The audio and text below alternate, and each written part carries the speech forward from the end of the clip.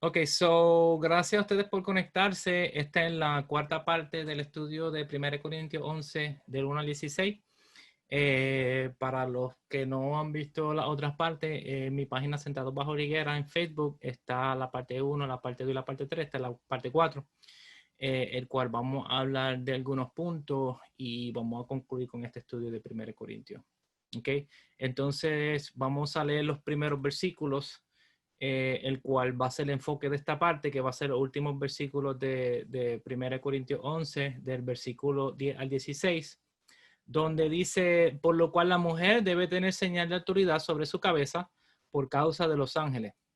Pero en el Señor ni el varón es sin la mujer, ni la mujer sin el varón, porque así como la mujer procede del varón, también el varón nace de la mujer, pero todo procede de Dios. Juzgad vosotros mismos, ¿es propio que la mujer ore a Dios sin cubrirse la cabeza?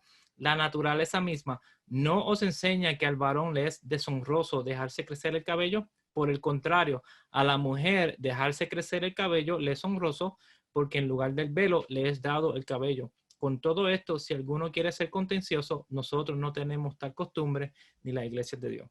Entonces, el propósito de este estudio de 1 Corintios ha sido prácticamente traer a la luz, según la evidencia arqueológica y todos los recursos que he encontrado, qué era lo que Pablo estaba tratando de llevarle a la comunidad en Corintio. Acuérdense que nosotros tenemos que entender qué era la audiencia, cuáles eran las costumbres, las religiones, todo lo que sucedía en el entorno sociocultural de Corintios, para entonces entender el problema que estaba sucediendo en Corinto.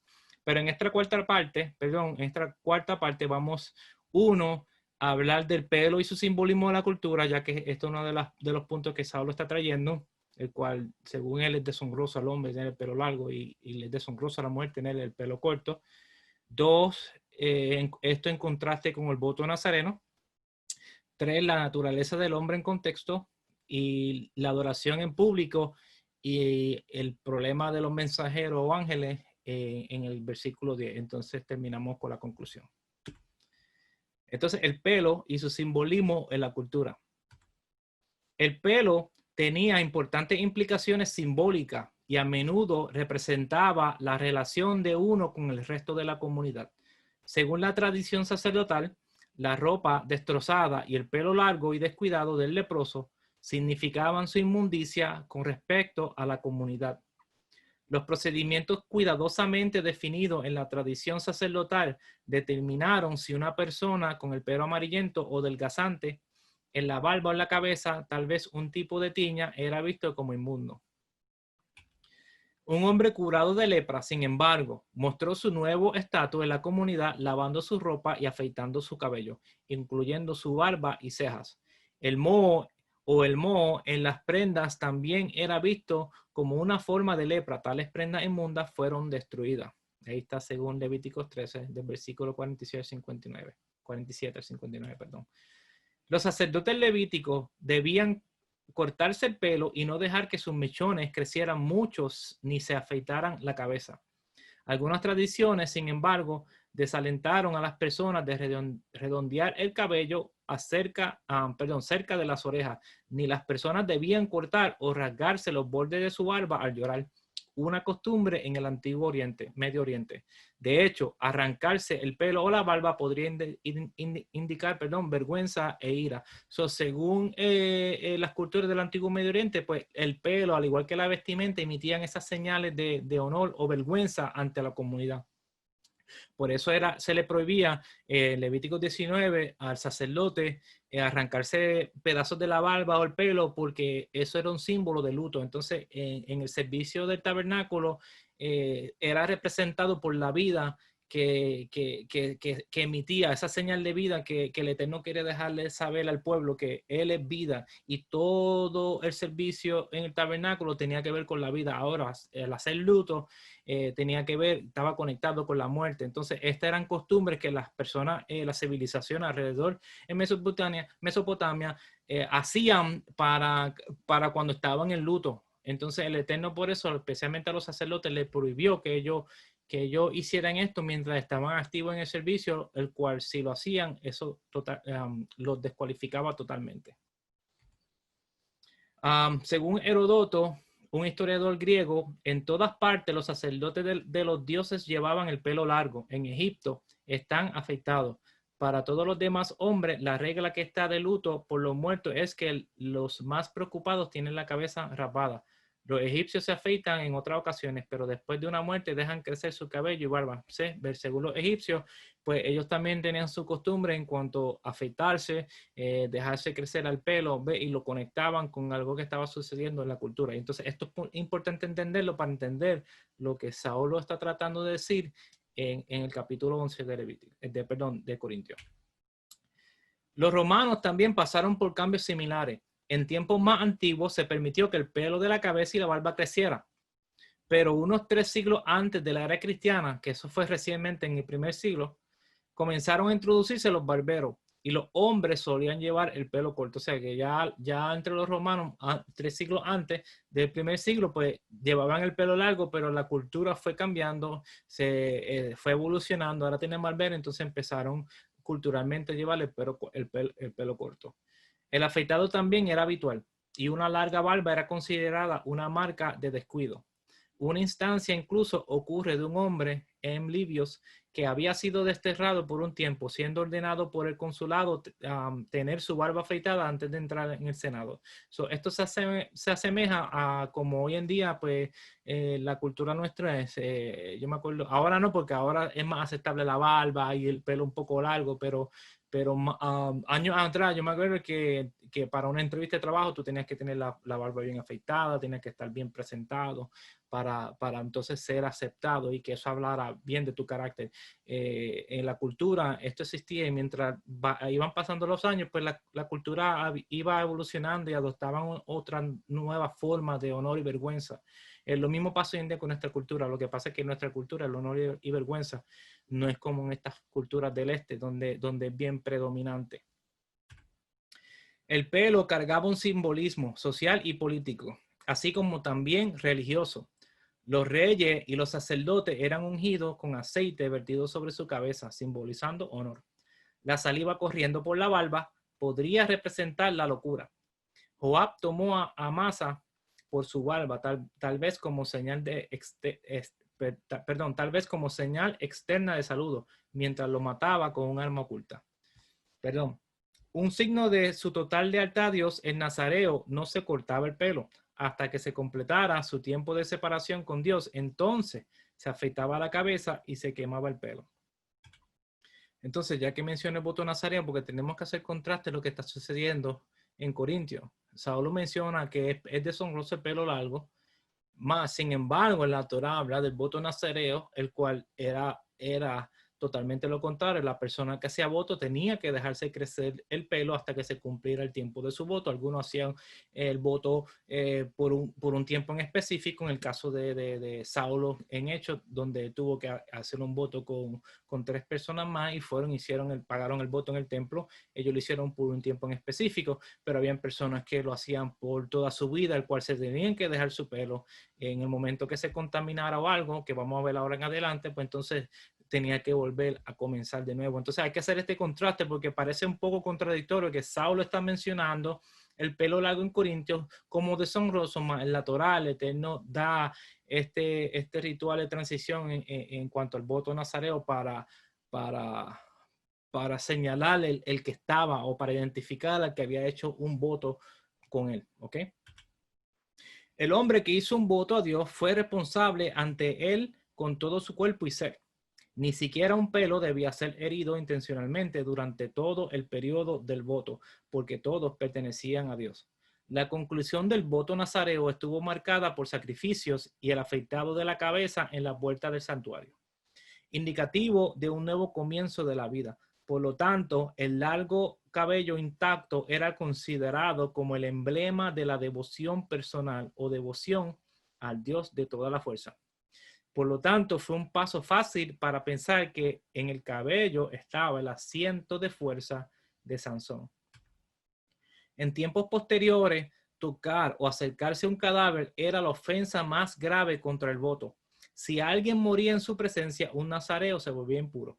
Se esperaba que un nazareo impuro se afeitara su cabeza profanada el día de la limpieza. A continuación, traería 2 palomas jóvenes al sacerdote, la cual una era ofrecida como ofrenda por el pecado, y finalmente debía traer un cordero macho para una ofrenda de culpa.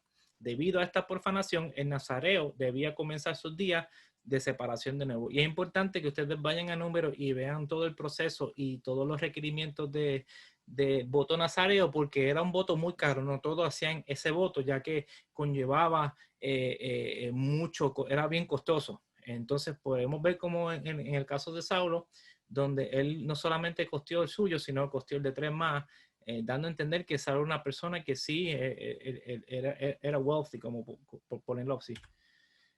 Pablo completó un voto similar en Cencrea en tiempos del Nuevo Testamento, como le había dicho en Hechos 18:18, dice, mas Pablo, habiéndose detenido aún muchos días allí, después se despidió de los hermanos y navegó a Siria, y con él Priscila y Aquila, habiéndose rapado la cabeza en Cencrea, porque tenía hecho voto. Ya él había hecho un voto nazareo, el cual tenía que después ir al templo a pagar su voto. Y de nuevo junto con otros 4 nazareos en Jerusalén. Dice, haz pues, esto en Hechos 21 del 23 al 24, haz pues esto que te decimos. Hay entre nosotros 4 hombres que tienen obligación de cumplir voto. Tómalos contigo, purifícate con ellos y paga sus gastos para que se rasuren la cabeza. Y todos comprenderán que no hay nada de lo que se les informó acerca de ti, sino que tú también andas ordenadamente guardando la ley. Y esto es un capítulo muy importante y unos versos muy importantes porque da a entender que 20 años después de Yeshua haber muerto y resucitado, Saulo está haciendo un voto nazareo, pagando esos votos en el templo, el cual está incluyendo sacrificio y ofrenda, el cual tenía que presentar delante del sacerdote.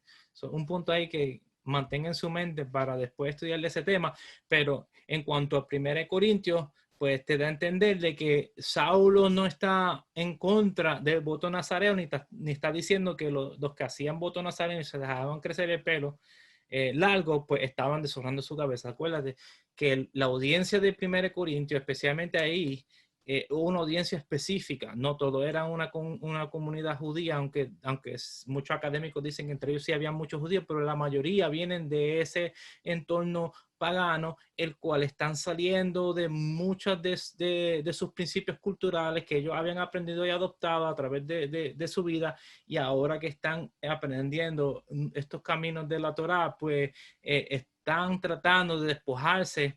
O el problema aquí en Corinto era que estaban incrustando, tratando de entrar a la congregación, costumbres que para Saulo no eran correctas hacerlas en ese momento. En el Talmud, el periodo de tiempo para la consagración era generalmente de 30 días. Era costumbre que los ricos ayudaran a los nazareos pobres en la compra de sus ofrendas. Durante el periodo macabeo, los nazareos no pudieron contemplar su rito ya que el templo había sido profanado. Por eso es que hoy en día no se hace voto nazareo, porque tú necesitas el servicio al templo, necesitas las ofrendas para cumplir con ese voto, porque es específico. Hay cosas que son específicas, no todo aplica porque tienen que haber como esto, como un rompecabezas, todas esas piezas tienen que estar juntas para que el rompecabezas esté completo. Si no hay templo, hoy en día nadie puede hacer voto. ¿Por qué? Porque no están esas piezas ahí en su lugar. Entonces, vemos que Saulo sí pudo hacerlo, porque en el tiempo que Saulo hizo su voto, pues todavía estaba en vigencia el templo, el cual después fue destruido en el año 70. También trajeron, aquí según Macabeos 3, 49 al 51, también trajeron las vestiduras sacerdotales, los primeros frutos y los diezmos. Hicieron venir a unos nazareos que ya habían terminado el tiempo de su promesa y clamaron a Dios: ¿qué vamos a hacer con estos hombres?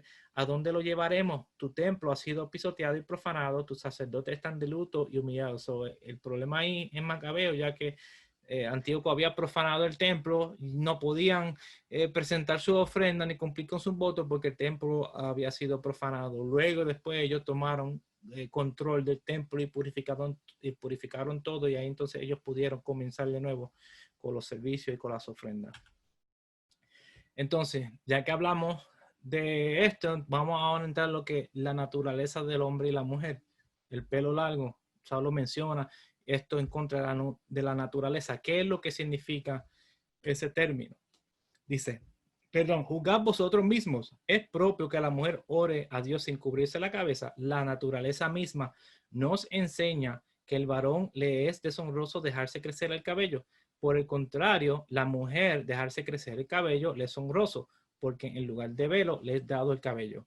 Y de eso yo hablé en la parte de 3, que me gustaría de los que no lo vieron puedan ver la parte 3 para que entiendan esta parte a la cual yo cubro en esa enseñanza. Con todo esto, si alguno quiere ser contencioso, nosotros no tenemos tal costumbre ni las iglesias de Dios. Entonces, ¿qué es lo que la naturaleza nos enseña? Esta práctica de tener el pelo corto en el siglo I debe haber sido bastante general en la era evangélica, en lo que se refiere a la cabeza. Entre los países que presenciaron las labores del apóstol Pablo, ya que en su primera epístola a los Corintios se refiere a ella como un hecho reconocido y casi universal. Ni siquiera la naturaleza misma te enseña, preguntó, que si un hombre tiene el pelo largo, ¿es deshonroso para él? Entre los antiguos griegos, la admiración general del pelo largo, ya sea en hombres o mujeres, se evidencia en la expresión physis, griegos, bien peinados, que a menudo se produce en Homero, el cual también era un historiador y por un filósofo, y por el dicho que pasaba actualmente entre la gente que el pelo era el más barato de los adornos, y en las presentaciones de sus divinidades, especialmente Baco y Apolo, cuyos largos mechones eran un símbolo de juventud perpetua. Pero la práctica variaba. Mientras que los espartanos en tiempos anteriores llevaban el pelo largo, y los hombres, así como las mujeres, no debían tenerlo atado en un nudo sobre la corona de la cabeza. En un periodo posterior estaban acostumbrados a usarlo corto. O sea, ahí te está diciendo que la cultura fue cambiando para los griegos diferente que para los romanos, al igual que los judíos. Nosotros tenemos que entender cada una de esas comunidades y cuáles eran sus costumbres, qué eran las cosas que para ellos era vergüenza o era honorable, y todo eso para ponerlo todo en perspectiva cuando estamos leyendo estas cartas, especialmente las cartas de Saulo. Déjame ver, ¿por qué no cambió? Ok. Los estoicos y otros, incluyendo el judío Filo de Alejandría, contemporáneo con Pablo, discutieron largamente la pregunta de naturaleza, que es el origen y el garante de la cultura. Pablo declara lo que la costumbre en Roma decretaba, que era deshonroso para el hombre llevar el pelo largo, porque aún la naturaleza enseñaba esto. Ahí lo dice, la naturaleza misma nos enseña que es una vergüenza que el hombre se deje crecer el cabello. Dio Crisóstomo, filósofo griego del primer siglo, indicó que un hombre joven se cortaba sus mechones en la pubertad, comparando esto con la acción de los criadores de caballos, quienes cortan las crines de las yeguas cuando están listas para aparearse. Cuando un joven esclavo alcanzaba la pubertad, su amo hacía que sus mechones de nena fueran cortados. ¿Okay? Eso según The Roman Empire. Esto sucedía en el caso de un joven romano libre, tan pronto le comenzaba a crecer pelo facial y se preparaba a recibir la togas virilis.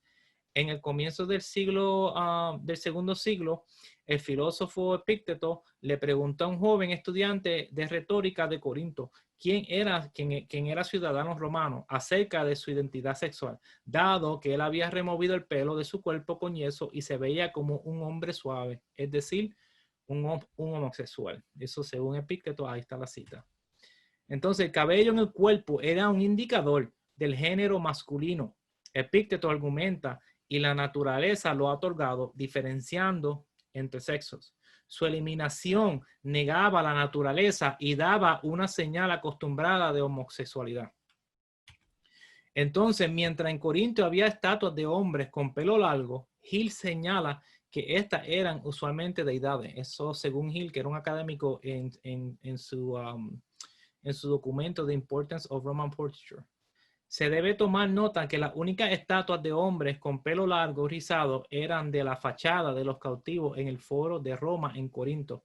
Mostrar a estos hombres con el pelo largo era el modo que los conquistadores en Roma utilizaban para indicar que ellos eran débiles, es decir, cautivos del poderoso ejército romano, esto implicaba que eran suaves o afeminados. Esto era algo psicológico que hacían los romanos cuando conquistaban a otra nación.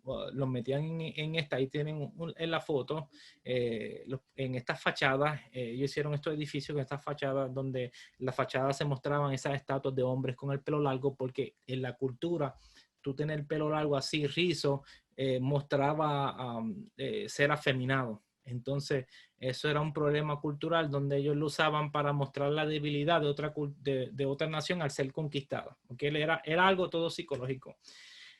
Porque esto tiene que ver con honor y vergüenza. Tú eres una persona que quiere adquirir honor, tú no te mostrabas con pelo largo entre los romanos.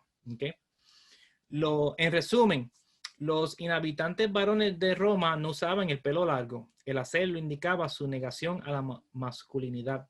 De acuerdo a Dio Crisóstomo, los filósofos tradicionalmente llevaban el pelo largo y un manto en vez de una túnica. Esto era costumbre de los filósofos. Y es importante hacer la diferencia porque no solamente el pelo emitía una señal ante la sociedad, pero también la vestimenta. Entonces, ellos tenían el pelo largo, pero de acuerdo a la diferencia que ellos estaban usando un manto y no túnica, pues las personas lo identificaban como unos filósofos. Todas las culturas del primer siglo poseían medios por los cuales la polaridad de los sexos se definía con varias convenciones. La longitud del cabello era una de estas características en el Corinto romano, como en el capítulo 11, versículo 14 y 15 señaló con precisión. Y esto es muy importante porque es el problema que está ocurriendo en Corinto. Para Pablo y sus contemporáneos, la palabra naturaleza, cuando se aplica a las personas, se refería a lo que hoy llamamos cultura. No hay palabra para naturaleza en hebreo. Sin embargo, los israelitas creían que sus arreglos culturales derivaban directamente de los mandamientos del Dios de Israel, el creador de toda la naturaleza. De manera etnocéntrica, los israelitas creían que aquellos que no seguían la cultura israelita eran en mayor o menor medida desviados y actuaban de forma antinatural. Se desviaron de las intenciones del Dios creador, como se realiza plenamente en la sociedad de Israel arraigada en la Torah. Según la cultura, pues toda persona que no se sometía a la ley de Israel, pues era una persona desviada. ¿Ve? Toda cultura tiene su norma y tiene su manera de demostrarle a los demás qué es honorable o qué no es honorable según su cultura. ¿Ok? Entonces ahora, en cuestión de la adoración en público y los mensajeros, dice 1 Corintios 11, versículo 10 al 12, precisamente por esto y por causa de los ángeles, la mujer debe llevar sobre la cabeza una señal de autoridad. Sin embargo, en la vida cristiana ni el hombre existe sin la mujer, ni la mujer sin el hombre, pues aunque es verdad que la mujer fue formada del hombre, también es cierto que el hombre nace de la mujer y todo tiene su origen en Dios. Entonces, la adoración en público, porque obviamente lo que yo había hablado en las otras partes que ya yo he grabado de antemano, yo he dejado saber de que lo que estaba sucediendo en Corinto era una reunión pública. Entonces tenemos que entender el entorno de la geografía y dónde estaban esas casas y cómo era que la gente se reunía y cuáles eran las leyes que prohibían reuniones y todo eso para entonces entender mejor el panorama de Corinto. Entonces, quería explicar un poco en cuanto a la adoración en público para que ustedes entiendan mejor el entorno de lo que estoy hablando. La adoración pagana fue largamente una actividad individual y los ciudadanos normalmente no adoraban juntos en un servicio formal. La excepción era la adoración de dioses cívicos, incluyendo el deificado emperador y aquellos que murieron que eran honrados en una fiesta anual. Ellos tenían sus fiestas, ellos tenían sus fiestas patronales, ellos tenían sus fiestas anuales donde ellos todos como comunidad tenían que participar. De eso estaban hablando los muchachos, Jonathan Carrero, donde era fácil identificar cuando una persona que no quería ir a uno de esos, a un cristiano, por ponerlo así, no quería ir a una de esas festividades, por no mezclarse con el paganismo, pues podían identificar fácilmente esas personas y entonces poner el peso de la ley romana sobre ellos por no seguir la ley romana. ¿Okay? Según Robinson, ha llamado la atención sobre la prohibición legal contra la reunión de asociaciones no más de una vez al mes debido a la preocupación de sedición en las mentes de las autoridades romanas. Él indica que a los judíos se le había otorgado una excepción específica para reunirse en cada Shabbat. Como historiador de la ley romana, Robinson hace una importante observación. Los cristianos apenas podían formar colegios legalmente, ya que necesitaban reunirse semanalmente. Roma tenía esa ley de colegia donde legalmente le daba a diferentes asociaciones el privilegio de poder reunirse más de una vez al mes. Entonces, en cuanto a los cristianos, ellos no hubieran observado esta ley, ya que ellos se tenían que reunir semanalmente. Entonces, para el romano, para el imperio romano, tú hacer estas reuniones, estas asociaciones, pues tú enviabas esa señal a ellos de que tú estabas como, para ellos era como si tú estuvieses planeando una sedición en su contra, y por eso ellos eran bien estrictos y ellos tenían personas que llevaban y traían mensajes para entonces ellos poder arrancar esos grupos o eliminar esas asociaciones que posiblemente se podían levantar en contra del imperio. Para los romanos, las reuniones cristianas debieron ser no solo un enigma, sino una preocupación real. Hay evidencia de cómo los cristianos del primer siglo fueron percibidos por los romanos. De acuerdo a A. Judge, un historiador, el término cristianos fue puesto por los romanos y fueron llamados cristianos por primera vez. Eso está en Hechos 11:26. El término no pudo haber sido inventado por los judíos ortodoxos, ya que concede al mesianismo de Yeshua. El sufijo implica que el término fue puesto por personas que hablaban latín. El sufijo "ianos" constituye un comentario político. No es usado como un comentario a seguidores de un dios. Clasifica a las personas como socios de un líder militar político y es ligeramente despectivo. Entonces, es muy importante entender esta parte porque ahora podemos entender porque muchos estaban en contra de este nuevo movimiento que se había levantado. ¿Okay? Las reuniones semanales hubieran sido consideradas una actividad o una asociación, colegia, como les había dicho, cuáles propósitos hubieran sido de sedición porque rompían la regla de reuniones mensuales. Entonces, esto era algo que Roma tenía miedo que sucediera y por eso siempre estaban investigando en cuanto a cada asociación que se levantaba en alguna de sus colonias, en alguno de esos lugares donde el imperio romano dominaba. Entonces aquí podemos ver una de las villas romanas, especialmente en Corintio. Yo creo que en la parte 3 yo había mostrado esta misma imagen, pero como ustedes pueden ver, lo que estaba sucediendo en Corintio era un servicio público, en donde ellos se reunían prácticamente en esta área. Cualquier persona que entrara o cualquier persona que pasara podía mirar directamente a todo lo que estaba sucediendo ahí adentro. Entonces ellos podían decir si veían a un hombre sin la cabeza cubierta o un hombre con la cabeza cubierta, si la mujer tiene una cabeza descubierta o no.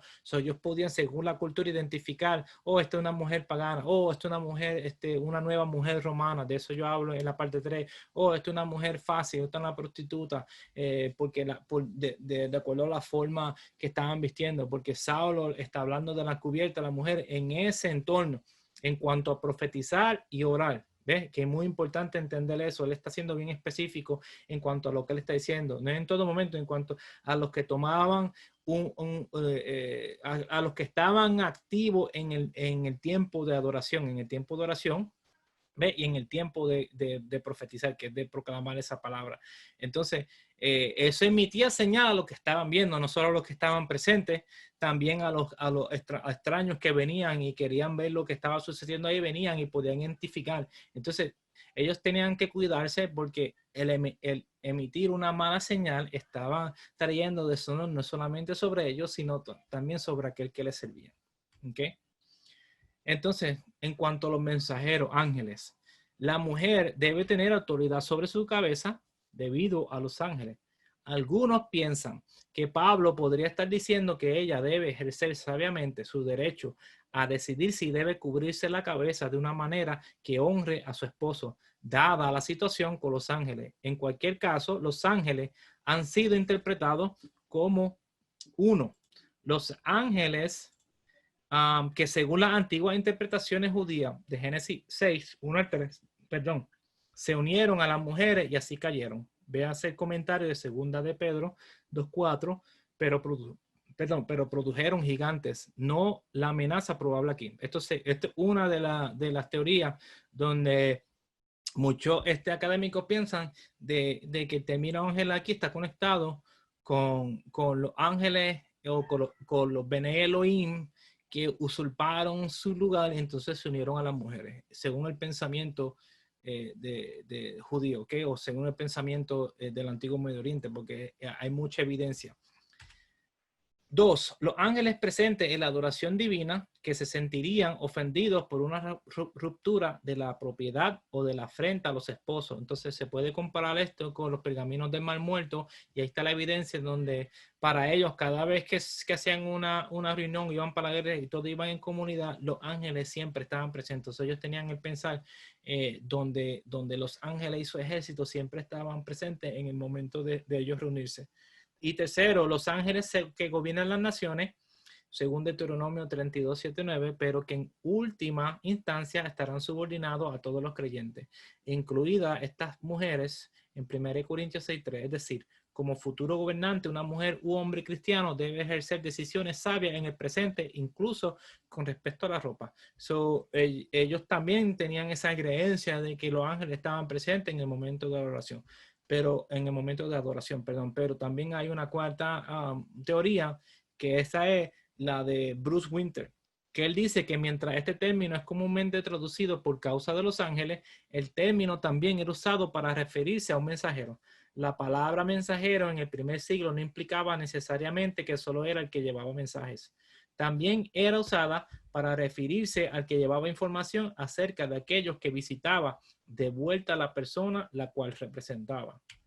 Él continúa diciendo que el papel del mensajero en tiempos antiguos no fue limitado a llevar o traer información, escrita o verbal, sino también fue utilizado como espía. Según él, no hubiera sido la primera vez que una persona o personas recopilaron información referente a la forma en que operaban. Pablo habló acerca de los falsos hermanos que espiaban su libertad para reducirlos a esclavitud. Las asociaciones eran señaladas con una atención especial, dado que cualquier alegación de sedición tenía implicaciones serias para toda la ciudad, cuyos privilegios podrían ser removidos en cualquier momento por las autoridades del imperio. Roma prohibió las religiones paganas, tales como el bacanalismo, y destruyeron el templo de Isis en Roma. Más recientemente, Tiberio restringió las actividades de los sacerdotes druidas y Claudio después abolió esa religión completamente. Entonces, estos emperadores eliminaron estas religiones completamente porque ellos tenían el temor de que se estaban levantando en su contra, y el cual para que ese mal siguiera creciendo, pues decidieron eliminarlas totalmente. Roma no tenía problemas con adoptar adoración o servicios de otras culturas, pero en el momento que ellos sentían que estaban formando colegios ilegalmente, ¿ves? Asociaciones ilegalmente, pues ellos venían y entraban y eliminaban cualquier idea de sedición que estaba sucediendo en el momento. Entonces, lo que estaba sucediendo en 1 Corintios, según diferentes teorías, una es que, pues, según Winter, eran que los mensajeros que habláis, pues eran personas que estaban llevando información, el cual también tiene base fuerte porque tiene su punto, pero también la mayoría de los teólogos piensan en cuanto a los ángeles, que la mujer debe llevar cubierto el cabello no todo tiempo, cuando ora y profetiza, porque hay que ser específico, está conectado con lo que pasó en Génesis 1, con los ángeles, el cual menciona Pedro también, la carta de Pedro, y el cual los rollos del Qumran mencionan, y el cual conecta a todos con los hijos de Elohim, el cual Pablo conecta en 1 Corintios, donde también menciona que ellos mismos iban a jugar ángel y todo esto. Da a entenderle que sí ellos tenían conocimiento de esto. Pero yo quería presentar esa información porque estos son académicos que han dedicado su vida para que ustedes vean la diferencia en cuanto a ello en este punto. Entonces nosotros tenemos que tomar esa información y también ser sabios y no venir y decir, no, yo creo esto, yo enseño esto por esto. y no hay una base, no hay un fundamento académico el cual apoye lo que tú estás trayendo. Entonces, para mí, si tú operas de esa manera, tú me estás tratando de enseñar una opinión y no me estás tratando de enseñar en base académica o en base educativa. Y nosotros tenemos que ser sabios en cuanto a esto. Y aunque muchos de nosotros éramos ignorantes en muchos de estos temas, pero gracias a la información, el cual gracias a eso yo he dejado de pensar como antes pensaba y ahora estoy adoptando otra manera de pensar porque la información es muy abundante, entonces me abre a entender Primera de Corintios de una forma que nunca a mí se me enseñó, de una forma cultural, de una forma social, antropológicamente hablando, y el cual nos da a entender de que lo que estaba sucediendo en Corintio era algo cultural. Entonces, en conclusión, el término ser contencioso indica que las reuniones cristianas, algunos tenían la mentalidad contenciosa, no sobre la cuestión de orar y profetizar, pero sobre la forma de usar o no usar la cubierta. Si los hombres utilizaban la cubierta sobre sus cabezas, como la élite romana usualmente lo hacían, cuando lideraban las actividades en el culto pagano como parte de las responsabilidades litúrgicas, entonces ellos deliberadamente estaban atrayendo la atención sobre su estatus social. Era un fuerte símbolo social a otros miembros de la congregación, como también a aquellos desconocidos que estaban también presentes en las reuniones. Algunas esposas estaban haciendo una declaración acerca de ellas mismas al remover su cubierta cuando oraban y profetizaban. Pablo acusa a estas mujeres de esta mala conducta, similar a la de la nueva mujer romana, el cual yo hablo de esto en la parte 3, que a su vez eran de alto estatus social. Ellas estaban abandonando su estado social de mujer honorable ante la sociedad en Corinto. La implicación era como líderes en el servicio no estaban representando correctamente la conducta ante los que se reunían de una mujer de honra en la comunidad. Mientras no hay evidencia de por qué removían su cubierta, puede argumentarse que si el hombre hizo una declaración al cubrirse la cabeza como uno de la élite que ejecutaba la liturgia, ¿por qué aquellas mujeres no podían hacer una declaración similar de mujer de estatus en la comunidad? En el caso de los hombres, Pablo argumenta que ellos deshonran a Yeshua, su cabeza, al traer la atención sobre su estatus social. En el caso de las mujeres, ellas deshonran a sus esposos cristianos. Entonces, según académicos, la razón de esta mala conducta era que miembros de la comunidad que eran de la élite social estaban tratando de incorporar y establecer elementos romanos en la adoración.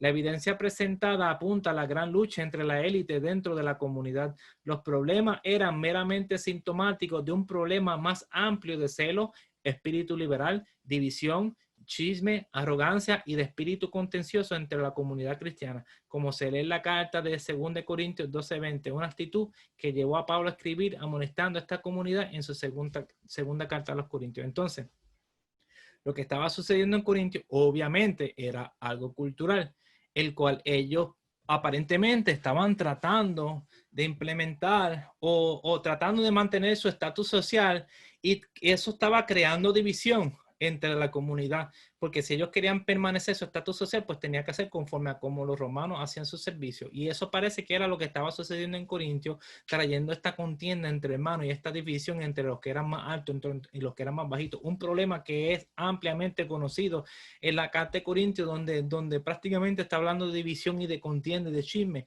Prácticamente lo que sucede hoy en día. Pero entonces era un problema real que estaba sucediendo y Pablo escribió una carta en particular para arreglar el problema, para amonestarlos en cuanto a lo que estaba sucediendo.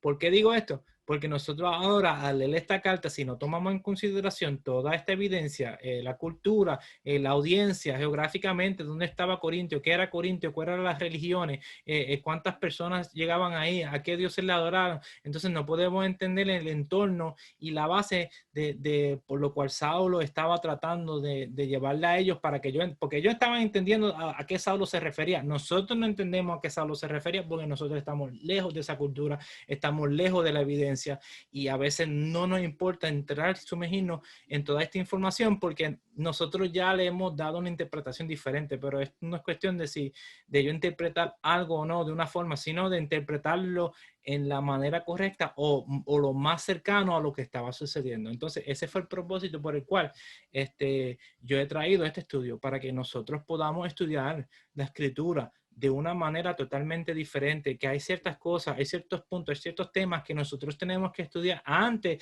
de leer un versículo porque nos dan luz a lo que estamos leyendo. Nosotros no podemos descartar cierta evidencia y ciertas informaciones por puro ego o porque a lo mejor no es lo que yo creo. No, nosotros tenemos que tener la mente abierta y ser honesto y ser humilde en cuanto a esto para que nosotros podamos seguir entendiendo.